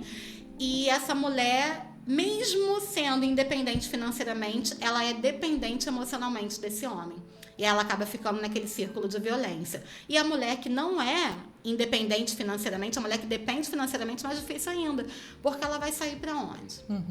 Geralmente, essa mulher que é dependente financeiramente, ela já vem de um lar desestruturado. Ela já vem de um lar que não é família. Ela já vem de um lar que não foi funcional. E aí o que acontece? Ela vai para um outro lar que também não é funcional. Só que ela acaba levando para o lar dela a mesma questão histórica que a mãe dela viveu. E aí tem os abusos. E aí o homem se sente superior a ela e se sente no direito de abusar dela o tempo todo. E ela sendo dependente financeiramente dele, muitas vezes tendo filhos, vai fazer o quê? Vai sair para onde? Se não tiver uma rede de apoio familiar, de origem, fica muito difícil. Porque a situação financeira está difícil para todo mundo. Como que a gente traz para a nossa vida problemas que não são nossos? Muitas vezes a gente não dá conta dos nossos. É complicado, né? E o Estado não consegue dar esse apoio. O Estado ainda hoje. Quais seriam, né, as políticas públicas necessárias? Não só debates. Debates é muito legal, mas a gente já passou da época dos debates. A gente já está na época das políticas públicas efetivas. Quais seriam? Reinserção no mercado de trabalho, reinserção no ambiente escolar, que muitas mulheres não têm escolaridade, muitas mulheres não conseguem trabalhar porque não têm a profissão. Muitas mulheres não têm a profissão porque não conseguiram estudar. Muitas mulheres não conseguem estudar porque são mulheres donas de casa que cuidam dos filhos enquanto os maridos estão crescendo profissionalmente. E estão tratando elas como um nada ali, cada vez minando mais. E os sonhos delas cada vez ficando para lá. E o que as políticas públicas fariam? As reinserções. As reinserções, mas as escolas estão aí, não estuda quem não quer. Não é que não estude quem não quer. Se você não tiver um incentivo para aquele objetivo, para estudar, porque aquilo ali você vai ter uma profissão, você vai ter um horário que te permita. Como que uma mulher que nunca estudou, uma mulher adulta, vai fazer um EJA, que é a hora que o marido vai estar em casa? Que ela tem que cuidar dele, que ela tem que fazer comida, porque na cabeça dele ele entra com dinheiro, ele trabalhou o dia inteiro, tá cansado, e ele chega em casa, ela tem que cuidar da comida, da criança, tem que ficar ali tomando conta da criança, porque ele tá cansado, e a criança, se ficar perto dele, vai, tirar o sossego dele. E como que ela, nesse momento que o marido tá em casa, ela vai sair para estudar? Então, teria que ser horários de estudo diferenciados. Geralmente, quando o filho estivesse na escola, teriam que ser horários de trabalho diferenciados, teriam que ser horários para técnica profissional diferenciados. E isso ninguém vê, ou ninguém faz, ou ninguém quer ver. E a gente vai ficar o tempo todo só batendo de frente. Porque deveria ser assim, porque deveria ser assado. Esse deveria ser já acabou. Já estamos hoje vivendo a realidade que precisamos, sim, reinserir essas mulheres no mercado de trabalho.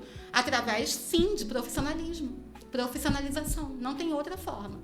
As mulheres hoje que estão aí optando por casamentos e não estão pensando em ter a vida dela profissional, elas são... Eu arrisco em falar... que me perdoem quem tem ideias diferentes, mas eu arrisco a falar, elas serão as próximas vítimas do meio. Porque as mulheres que são independentes financeiramente, que não dependem do marido, do companheiro, financeiramente para nada, elas estão sofrendo abusos, mesmo sendo independentes financeiramente.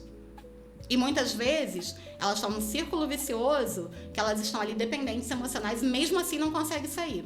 Imagina as mulheres que não se prepararem profissionalmente, que não tiverem condições de se autossustentar. Essas não vão sair mesmo e vão ser abusadas de alguma forma. E como a violência doméstica da mulher ela é ampla, ela não é só uma forma, não é só agressão.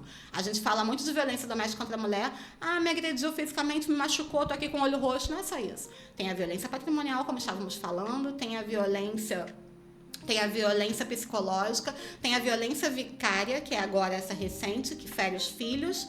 Então, assim, são várias formas de violência contra a mulher. E essa mulher que é dependente financeiramente, ela fica mais subjugada ainda. E aí, o que fazer?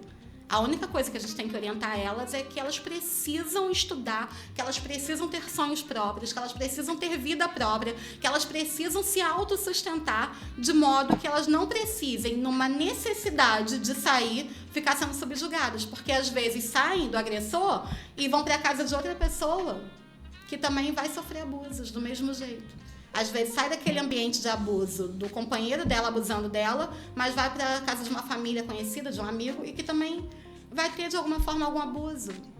Vai ter que sair em algum momento, que não vai conseguir ficar ali. Então a independência financeira da mulher, ela urge, ela é urgente. Ela não é mais uma questão de escolha. Não, eu quero ser dona de casa. Beleza. Tudo bem, é escolha, né? Tem um marido que te proporciona que você escolha ser dona de casa e esse marido, você pode contar com ele, beleza. Mas mesmo sendo dona de casa, tenha um plano B. Se prepare, esteja preparada, porque cada dia mais o que a gente vê é que os divórcios só aumentam. A gente fala muito de família, mas a gente está vendo que as gerações que estão vindo cada vez mais, estão cada vez mais rápidas e cada vez mais intolerantes e ficam menos tempo em situações de família, porque não aguentam lidar com frustração, porque não aguentam lidar com confrontos, porque não aguentam lidar com adaptações. E aí a gente está vendo aí, não é um índice meu também, é um índice de cartórios, cada vez mais, cada ano que passa, a gente tem aumento significativo da quantidade de divórcios. Então, se a gente busca direitos iguais enquanto mulheres, estejamos preparadas para o direito igual. Se a gente quer combater o machismo, estejamos preparadas para assumir os cargos. Mas só o homem assume aquele cargo. Mas muitas vezes a mulher quer, ela não se prepara para aquele cargo. E quem vai estar preparado é o homem. Adriana, vamos falar um pouquinho então sobre a família, sobre a pensão alimentícia. Eita, que o tema de pensão de alimentos, né? Tem aí muitos assuntos, né? Muitas coisas para falar, né? Por que tem muitas coisas para falar? Porque a pensão de alimentos, que deveria ser uma pensão oferecida sem nenhuma necessidade do Estado atuar, né? Para obrigar um pai ou uma mãe, quando o filho fica com o pai, a oferecer para um filho a pensão de alimentos, como o próprio nome diz, que também é de alimentos. É muito triste você ver brigas, né, dentro das varas de família por conta de pensão de alimentos. Pais escondendo bens, pais falando que ganham menos do que ganham, para não ter que dar realmente o que os filhos precisam, para que o Estado tenha que intervir, para que um juiz de direito, né, no papel ali de intervenção do Estado, tenha que falar para esse pai o que é o dever dele enquanto pai para um filho. E isso gera muitos traumas, porque os filhos acabam não se sentindo parte desses pais. Porque os filhos acabam achando que eles são problemas para esses pais. Porque os filhos acabam vendo mães que travam brigas desenfreadas com esses pais por conta de cobrar os alimentos do próprio pai. Por filhos terem que ouvir pais falando: olha, sua mãe vai me prender porque eu não paguei os alimentos. Olha, sua mãe quer me prender, quer me colocar na prisão. Sua mãe, olha como que sua mãe está fazendo comigo. Como se eles fossem os coitados e como se as mães tivessem realmente essa intenção de prender esses pais. Aí joga o filho contra a mãe o tempo todo. Aí e faz uma pressão psicológica. A alienação parental. Exatamente aí começa a alienação parental, porque os pais acham que eles podem pagar o que eles acham que tem que pagar, quando eles acham que tem que pagar, na data e no valor e do jeito, da forma que eles acham que tem que pagar. Tem pais que pagam R$100 por mês de pensão de alimentos e acham que isso dá para alguma provisão de alimentos. E ainda fazem mais, ainda falam que as mulheres pegam os dinheiros da pensão dos alimentos dos filhos, que era para os filhos, que eles deram para o filho e que a mulher gasta para interesse dela. Que ela vai no salão com o dinheiro da pensão de alimentos, que ela vai fazer unha com o dinheiro dos alimentos, vai fazer cabelo, que ela vai gastar com macho, que ainda hoje a gente ouve pais falando que a mulher vai gastar, que essa mãe vai gastar com macho o dinheiro da pensão de alimentos, que seria para o filho. Só que aí quando você vai ver o valor dessa pensão de alimentos falada, R$100, R$200. E aí é muito triste na sociedade ainda hoje, né, termos pais com essas características, com essa visão de mundo, com essa visão pequena. Porque se a gente pegar o que hoje a gente vive na economia, né? Se você for no mercado, uma família aí com 3 pessoas, uma mãe com 2 filhos que está separada, ainda que ela trabalhe. Você vai ao mercado e vai fazer uma compra para uma semana. Você não vai gastar para 2 filhos menos que R$300. Exatamente. Isso num básico, né? Para você tentar prover ali o mínimo necessário para um filho. E a pensão de alimentos, ela não se restringe só a alimentos, como o nome diz. Ainda que o nome diga pensão de alimentos, essa pensão de alimentos, ela também tem que atender outras necessidades das crianças. Porque as crianças, elas não precisam só de comida. Elas precisam de vestimento, elas precisam de estudos, elas precisam de lazer mínimo necessário. Esse pai que provia, né, uma adequação social, um ambiente social para esses filhos, quando ele sai de casa, ou por vontade própria, ou por vontade da genitora, ele precisa continuar dando assistência a esses filhos, de modo a esses filhos continuarem vivendo o que já viviam, de modo que esse trauma já seja menor. Porque já tem um trauma, né? Da separação, de não ter o pai em casa, de não ter a família composta de forma original, e ainda ter o trauma de perder por conta da saída desse pai, por não ter o dinheiro para dar continuidade à adequação social em que viviam, não pode. Então a pensão de alimentos hoje, ela não se restringe a alimentos, ela é entendida em sentido amplo e ela atende ao binômio de necessidade e possibilidade, e também a adequação social, que muitos autores falam até do trinômio, né? Possibilidade, adequação social e necessidade da criança. Então, esse pai tem que ter esse olhar amplo. Esse pai tem que entender que aquele dinheiro fixado não precisa brigar. É um dinheiro fixado que é para os filhos. É um direito. É o gasto para os filhos. É o gasto dos filhos. É a necessidade dos filhos. É um direito dos filhos. Então, quando essa mãe luta de forma cansativa, porque as mães que ficam o tempo todo lutando pela pensão de alimentos, não é porque elas querem sugar. dos genitores. É porque elas precisam ver os filhos tendo a assistência. E muitas vezes não funciona de forma automática. Muitas vezes não funciona de forma natural. Muitas vezes esses pais precisam ser chamados a uma audiência, precisam ser convocados, né? Não são nem convidados, são convocados para uma audiência através de um processo judicial, de modo que esse direito dessas crianças, que deveriam ser natural, possam realmente ser concretizados de uma forma imposta pelo Estado juiz, de uma forma fixada em lei. Você chegou a falar sobre a alienação parental. Sim. Fala um pouquinho pra gente. Falo sim. A alienação parental tem causado muitas preocupações, né? Porque, como o nome diz, a alienação parental, ela reflete na questão psicológica da criança. A alienação parental acontece quando os pais se tornam inimigos. Quando os pais, ao invés de serem amigos em prol desse cuidado, dessa educação com as crianças, eles se veem como inimigos. E os filhos ficam no meio daquele fogo cruzado. E esses filhos acabam tomando partido. Eles não conseguem ser impessoais. Sim. É injusto a gente querer que filhos sejam impessoais na briga com os pais. Filhos esses, por exemplo, que moram com a mãe e que vê toda a dificuldade e vê o pai vivendo, né? Hoje a gente tem na pensão de alimentos, na vara de família, no direito de família, a questão da teoria da aparência. O que é a teoria da aparência? Quantos pais vivem na rede social coisas incríveis, viagens, passeios, jantares, fotos incríveis, e muitas vezes os filhos em casa com a genitora, com a mãe, sem ter o que comer o básico, porque o pai não deu a pensão de alimentos daquele mês. Não ofereceu, não pagou, né? Não é que ele tenha dado, ele deixou de pagar e é uma responsabilidade dele. Sim. E esse filho acaba ficando com ódio, ficando com raiva. Porque na cabeça desse filho, o meu pai não tem o dinheiro para cumprir com a pensão de alimentos que vai vir para mim e para os meus irmãos, ou para mim, sozinho que seja, mas ele tem dinheiro para viver. Ah, mas Adriana, você acha então que esse pai não teria que viver? Não, o pai tem que se refazer, como a mãe tem que se refazer também na vida. Ambos têm o direito de recomeçar. Só que os filhos não pedem para vir ao mundo. Os filhos são responsabilidade de ambos. E ambos precisam entender que precisam dar essa assistência. E que, ao meu ver, não deveria nem precisar de um processo judicial. Não precisava nem que um Estado juiz, né, que um juiz de direito, que um magistrado fixasse ali o valor. Esse pai, essa mãe, porque também tem casos que as crianças ficam com o filho e a mãe que oferece a pensão de alimentos, né? Não é só a mãe que vai lá requerer, mas na maioria dos casos é a mãe que fica com os filhos e é o pai que acaba não pagando a pensão de alimentos. Mas também tem casos inversos. Existe o contrário, né? Existe o contrário. Mas, assim, vamos falar pelo que acontece na prática do normalmente, dia a dia. né? O que a gente vê normalmente é que no corredor dos fóruns, nos dias de audiência de família, são mães que estão ali, às vezes, com 2, 3 crianças pequenas, e que os pais, quando chegam, acabam brigando com elas porque elas foram ali requerer um direito dos filhos.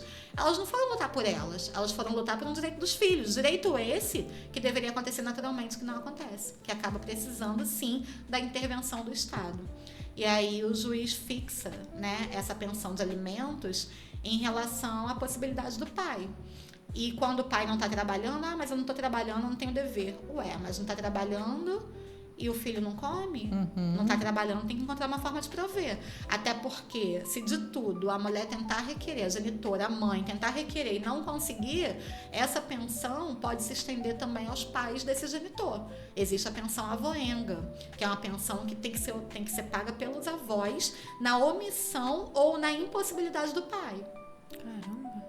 E a gente escuta hoje Pensão que avoenga. o que prende hoje é a falta da pensão, né? Sim, tem. A gente sempre escuta essa frase, o que prende hoje muito por a isso falta que da muitos pensão. pais pagam, porque eles sabem que se eles não pagarem, vai ter um processo de execução de pensão contra eles e que eles podem, se eles realmente não pagarem, ir presos. E acaba não indo, a maioria não vai, porque sempre dá um jeito, não tem nunca para fazer a coisa de forma natural, mas quando chega o oficial de justiça com mandado de prisão, rapidinho o dinheiro aparece, ou pega com um amigo, ou pega com uma amiga, ou pega com a atual companheira, com a atual esposa, ou os avós resolvem pagar, esses avós que não estão ajudando os filhos, e aí as mães ainda são consideradas, né? Ai, não quer deixar o cara viver, não superou ainda o término. Não tem nada a ver uma coisa com a outra. Não tem nada a ver com a mãe, tem a ver com o direito dos filhos. Se vocês não sei se vocês acompanharam essa novela das 9, eu não assisto, mas eu acabei acompanhando, né?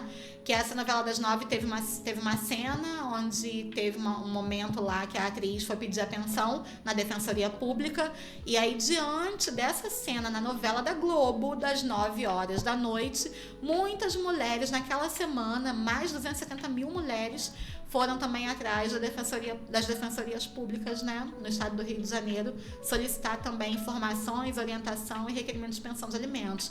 Aí eu fiquei imaginando, caramba, precisa que uma cena de novela, né, seja ali colocada em horário nobre, em horário nacional, em horário onde a maioria das pessoas já estão em casa, para que as pessoas venham ter coragem de lutar pelos seus direitos, venham ter coragem de se informar, venham ter coragem, porque muitas vezes as mulheres também se sentem intimidadas, porque esses maridos, esses ex-maridos, esses janitores ameaçam essas mulheres, delas não entrarem. Se você entrar eu não vou fazer isso, se você entrar na justiça eu não vou fazer isso, não vou fazer aquilo, e muitas mulheres se sentem intimidadas, aí preferem ficar ali naquela briga, naquela luta que acaba indo para a alienação parental para os filhos, porque os filhos vêm naquela luta entre pai e mãe, eles vão tomar partido, e muitas vezes eles vão tomar partido ficando a favor de quem está com eles no dia a dia, porque eles conhecem aquela luta que eles vivem no dia a dia. E que não é necessariamente a mãe que está colocando contra o pai, é o filho que está vendo o que está acontecendo com a mãe. Exatamente. É muito complicado, né? É muito complicado. E essa alienação parental que mexe nesse psicológico dessa criança que está em fase de desenvolvimento, ela vai gerar traumas para a vida inteira.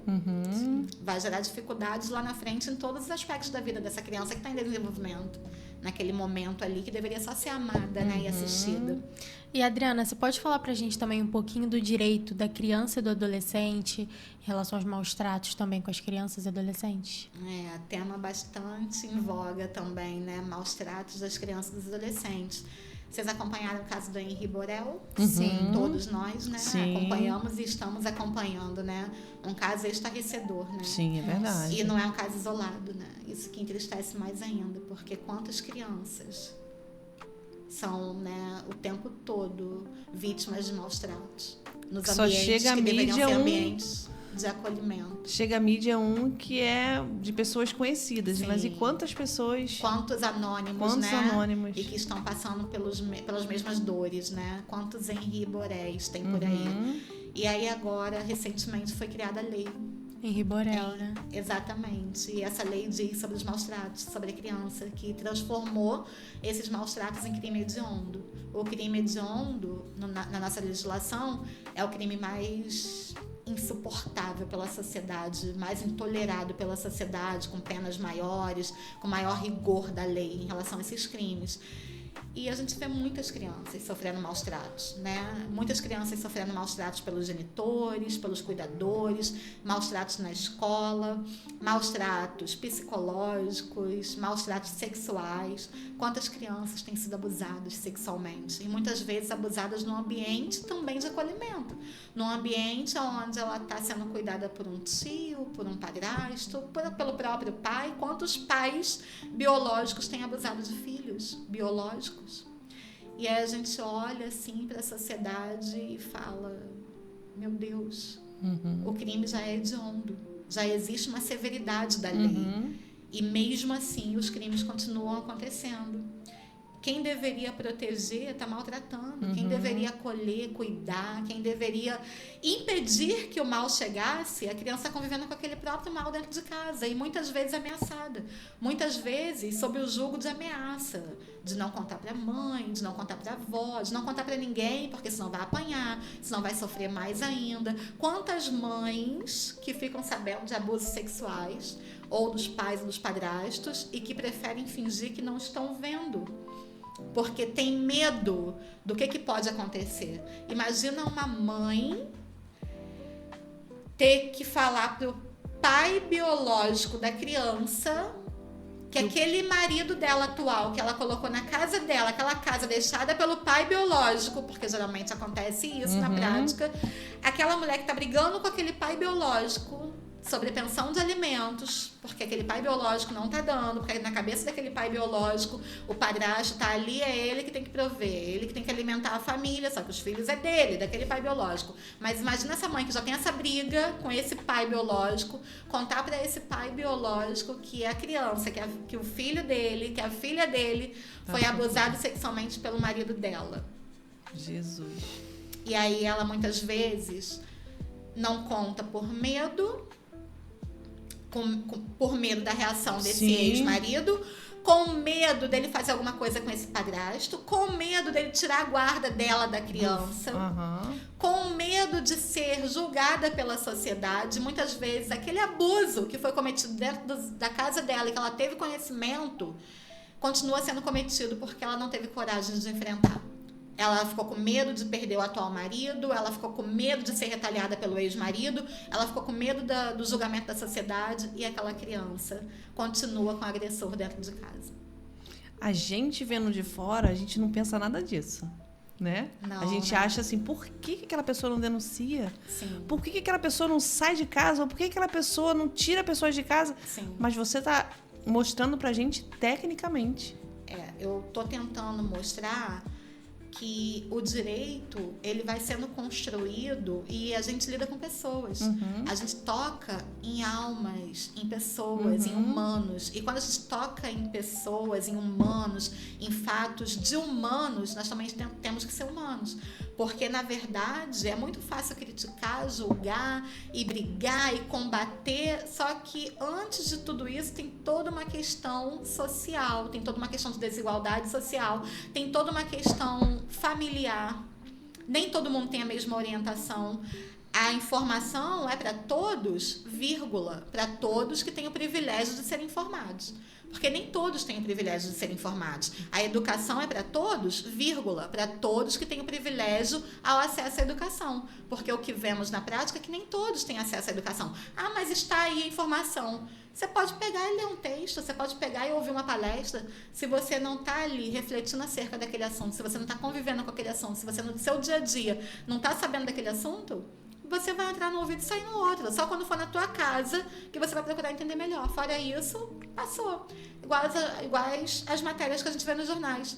Vai banalizando, porque você ouve o tempo todo aquilo ali, até que não chegue na sua casa, o seu ponto de vista é um. Se chegar na tua vida, seu ponto de vista vai ser outro. Seu entendimento vai ser outro. A sua necessidade de movimentação vai ser outra. Então é tudo muito complexo. Tudo na advocacia é muito complexo. Só parece fácil. Ah, é só um processo. Ah, é mais uma pensão de alimentos. Nunca é mais uma pensão de alimentos. Tem vidas ali por trás daquela pensão de alimentos. Vidas essas, não só as crianças, que são os maiores interessados no direito, né, da pensão de alimentos, mas também os pais, que também estão sofrendo com tudo isso, que também não foram totalmente curados, que também não podem prover tudo isso. Muitas mães, né, que acabam já muito sobrecarregadas, acabam não tendo a sabedoria requerida para lidar com o calor das emoções. Muitos pais machucados e magoados por falas, né? Falas isoladas no momento da raiva, que vai gerando orgulho, ódio, e ao invés de a gente disseminar o bem, a gente só consegue disseminar o ódio, a raiva. Quantas vezes estamos nos corredores e os pais chegam ali querendo matar as mulheres porque elas adentraram com o processo judicial com o requerimento de pensão de alimentos. E aí você olha, você fala, caramba, complicado. E aquela mulher ali tá ali porque ela não tinha mais o que fazer, ela não tinha como prover, que se ela tivesse uma outra forma de prover, ela ia prover, ia deixar aquele pai biológico fazer o que ele quisesse, mas ela tá ali também envergonhada e também cheia de medo do que pode acontecer naquela audiência. Porque naquela audiência, inclusive, antes da audiência no corredor, só o fato de estarem próximos, pode ter alguma briga, pode ter alguma fala que vai trazer alguma briga, às vezes as pessoas estão recomeçando a vida e levam os seus atuais companheiros juntos, que isso também gera um ódio. As crianças no meio daquilo vendo tudo aquilo, toda aquela disfuncionalidade em prol, e muitas vezes faz essas crianças se sentirem como culpadas. Mais uma forma de violência contra as crianças, porque essas crianças ficam assim, se eu não existisse, a minha mãe não estava passando por isso. Se eu não existisse, o meu pai não precisava brigar com a minha mãe por causa disso. E também é uma forma de violência contra os menores, contra os adolescentes. Adolescentes esses, crianças essas, que só queriam ser amadas, cuidadas, respeitadas. Só queriam ser acolhidas pelos pais, que têm o dever. Porque o pai e a mãe, eles, além, né, do amor que deveria ser nato, eles têm o dever, eles têm a obrigação. Ah, não tem? Tem a obrigação. Nós estamos com um caso de uma cliente que a filha ingressou na faculdade agora e acabou de fazer 18 anos e o genitor falou que, já que ela já fez 18 anos, ela é maior de idade, ela que se vire. E que não tem juiz no mundo que vai fazer ele estender a pensão, que ele vai entrar com pedido de exoneração da pensão de alimentos dela. Pensão essa de R$420 por mês, que é o valor que ele oferece para ela de pensão mensal. Ela está fazendo faculdade de veterinária. Nossa. Uma faculdade cara, né? E a mãe, uma guerreira, uma lutadora, trabalhadora, que está ali lutando dia após dia para tentar ajudar a filha nesse sonho. E o pai falou, pode colocar advogado, pode brigar, não vou na audiência, não vou pagar, vou entrar com pedido de exoneração, não tem quem me pague, não tem juiz que me faça pagar. Quando a lei diz que quando o filho está matriculado numa universidade, ele tem o direito à pensão de alimentos ser estendida até 24 anos. Aí a gente pensa. Ou até o final da faculdade, que tem casos que vai um pouquinho além dos 24, sim. E aí o juiz flexibiliza, né? Para quê? Para que esse pai possa contribuir com essa formação profissional desse filho. Isso não deveria ser natural? Uhum. Deveria ter briga para isso? É isso que eu ia falar. O amor que ele tem por essa filha, na verdade, ele não tem. Não existe. Não existe. Porque o amor é cuidado. Sim. E o cuidado, ele não precisa ser pressionado, ele não tem que ser imposto. O cuidado deveria acontecer naturalmente. Sim, é verdade. Não tem o amor. E o bater para educar, ele ainda é considerado aceitável pela lei? Essa questão ela é muito polêmica, né? Porque a gente ouve aí o tempo todo que antigamente os filhos respeitavam os pais porque o cinto e o chinelo cantavam. E hoje, se alguém pega alguém batendo num filho, já rapidinho faz uma denúncia para o Conselho Tutelar, e o Conselho Tutelar até tira, junto com o promotor, junto com o Ministério Público, junto com o juiz, a guarda familiar dessa família para com esse filho. E o que eu entendo? Qual é o papel da lei? O papel da lei é minimizar os excessos. O papel da lei é minorar os problemas sociais. É tentar contribuir de modo a equilibrar a sociedade, de modo a ter menos problemas sociais. E essa lei, em relação a bater, a agressão, é porque tem pais, tem mães, que eles não têm limites. Eles não têm ideia da força física deles no momento de raiva, no momento de emoção, no momento de calor humano. Aí, na hora da raiva, eles batem de uma forma que não é aceitável, porque uma questão é você bater no sentido de corrigir. Outra questão é você se exceder ao ponto de você machucar um filho e ser um machucado físico que também gera dor na alma. Então, essa tentativa não é que não possa bater no filho, não possa ter excessos, não deva ter excessos. E isso não vale para o filho, vale para tudo na vida, porque a vida a gente tem que ter o equilíbrio. Então tem pais que não têm esse equilíbrio. Tem pais que usam entorpecentes, tem pais que são adictos, dependentes químicos, são alcoólatras e que batem sem limites nos filhos. E aí não é um bater para corrigir. Aí é pegar a raiva da vida e de forma disfuncional, de forma desequilibrada, de forma com ausência de amor, de cuidado, de interesse em realmente corrigir, eles realmente vão para a agressão física, como se pegasse toda a raiva do que deu errado na vida deles e descontasse nos filhos, que em nada tem a ver com isso. Porque tem limites. Se você bate no sentido de corrigir, tem um limite. Se você bate com excesso, você não quer corrigir. Você está fazendo quer machucar, né? Você está machucando. E quando você machuca, você continua gerando o círculo da violência. Aquela criança vai crescer revoltada. Aquele adolescente vai ficar revoltado. E daqui a pouco ele vai reproduzir a mesma coisa. Porque foi a vida que ele viveu, foi a vida que foi ensinada para ele. Não foi ensinado o amor, foi ensinada a violência, foi ensinada a agressão. Então, o papel da lei é tentar minimizar os impactos das faltas de funcionalidades e excessos da sociedade. Eu queria te deixar agora falar com o pessoal que está assistindo a gente. Aonde eles podem te encontrar, sua rede social. Conta um pouquinho para o pessoal que está te ouvindo agora. Vamos lá. Podem me encontrar aqui em Seropédica, no escritório, sala 205, Galeria Espaço, ao lado do fórum. No Instagram, doutora.adrianavilela, tudo minúsculo.